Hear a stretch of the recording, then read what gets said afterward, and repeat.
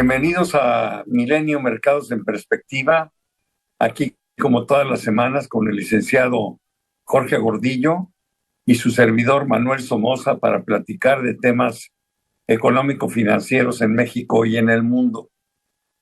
Tuvimos una semana bursátil muy variada, con los primeros días en bolsas muy negativas por diferentes razones. Después los mercados realmente mejoraron mucho lo que es jueves y viernes, dado que salieron algunos indicadores que dan luces más claras sobre lo que puede o no puede hacer la Reserva Federal en las siguientes sesiones. Pero bueno, tuvimos un mercado ligeramente cargado al lado negativo. El Nikkei perdió 1,68, Shanghai Composite creció 0,84, el Eurostock 600 perdió 0,67, el Dow perdió 0,96, el Standard & Poor's perdió apenas 0,27, Nasdaq ganó el 0,69, la bolsa mexicana también fue perdedora con 0,89.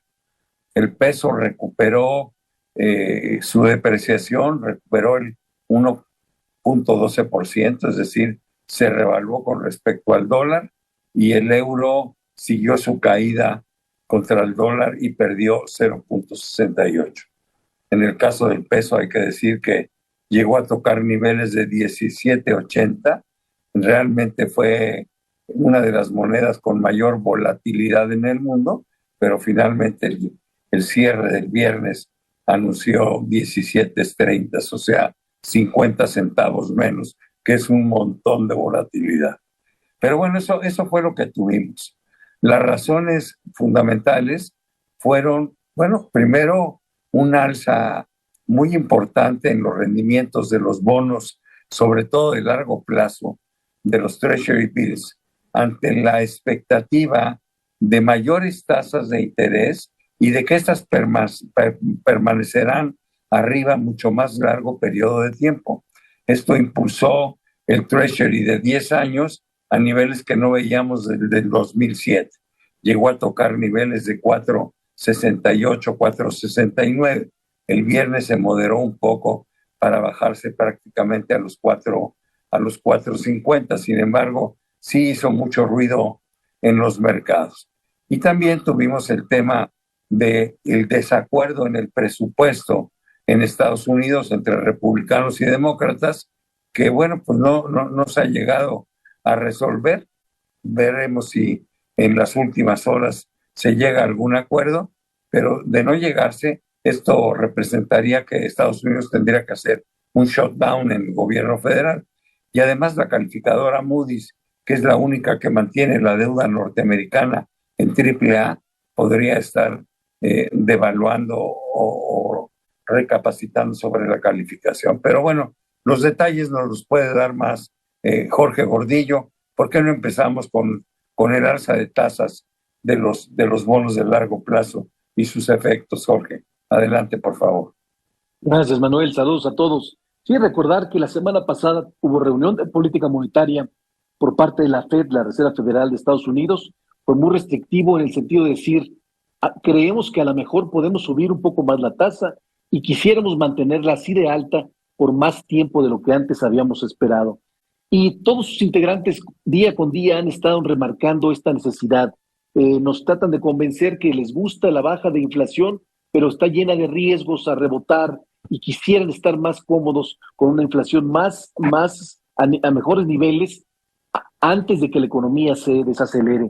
Y bueno, esto lo que ha provocado es que toda la parte de las tasas o rendimientos de los bonos de largo plazo se elevaran a niveles que no habíamos visto. Ahorita las tasas de corto plazo son más altas que las de largo plazo. El mercado está preocupado que este nivel de tasas de interés por tanto tiempo sí termine de mermar en la economía global, en la economía norteamericana, y termine mandándonos una recesión. Y atrás de ese riesgo y esta preocupación está este movimiento de tasas. Luego se le sumó a la preocupación esto que comentas, esta posibilidad de cierre de oficinas por falta de financiamiento, por falta de presupuesto, porque no se han puesto de acuerdo los republicanos y los demócratas a las condiciones de presupuesto. Esto nos pasó hace unos meses, en donde tuvieron por aumentar el techo de la deuda, los republicanos condicionaron algunos ajustes en el presupuesto. Aceptaron un acuerdo hasta ahorita, tienen hasta fin de mes para arreglarlo.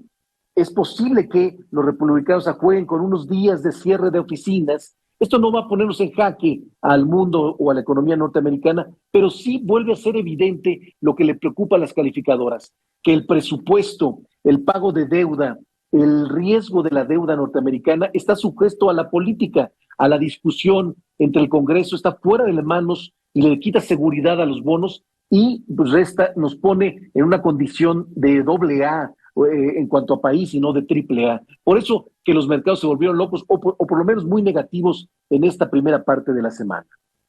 Oye, además quisiera hacer un paréntesis, pero a mí me parece, y lo escribía yo el viernes en Milenio Diario, que el mensaje de Powell, en lugar de orientar a los mercados, lo único que causa es incertidumbre, porque siempre sale con enormes amenazas, metiendo miedo, y al final lo que dice es lo único que cuenta, que lo que hagan ellos va a ser dato dependiente. Y ya lo vimos, acaba de salir el viernes el dato del PCE, que es el Personal Consumption Expenditure, y salió en la parte subyacente con un incremento de apenas 0.1%, el mejor desde el 2020.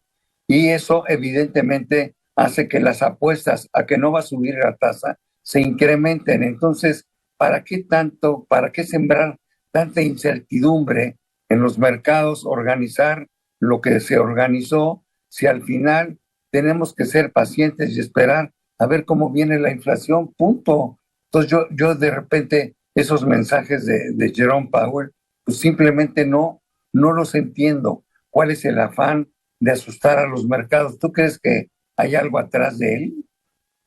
No, yo creo que en el fondo lo que quieren es no dejarse dominar del mercado y tratar de bajar lo más rápido posible la inflación, pero coincido contigo, el mercado tiende a sobrereaccionar sobre estas decisiones. Hay que tener cuidado, hay que saber que no todo se va al lado negativo muy rápido. La realidad está en medio. La realidad es que sí se está bajando la inflación, sí hay cierto riesgo y ya estamos en niveles que ya parecen ser los techos o las últimas partes del ciclo de alza de tasas de interés. Y la pregunta va a ser cuándo empezarán a bajarlo y hasta qué nivel van a poder hacerlo. Pues sí. Bueno, en otras cosas hubo mucha información en la semana.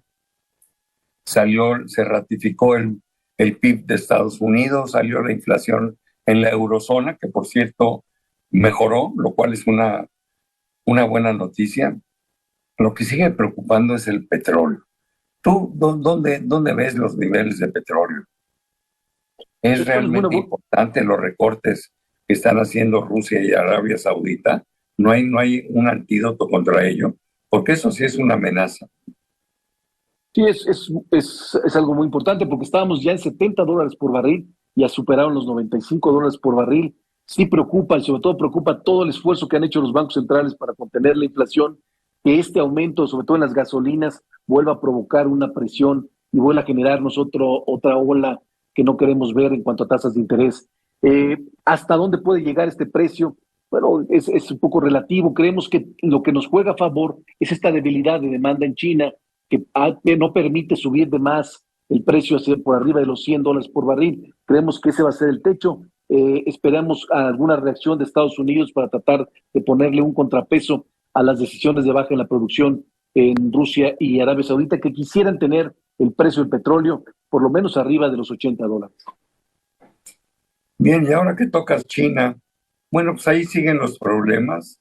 Los más grandes están en el sector inmobiliario. Esta empresa Evergrande, que debe 300,000 millones de dólares, pues es un mundo de dinero y está generando muchos problemas.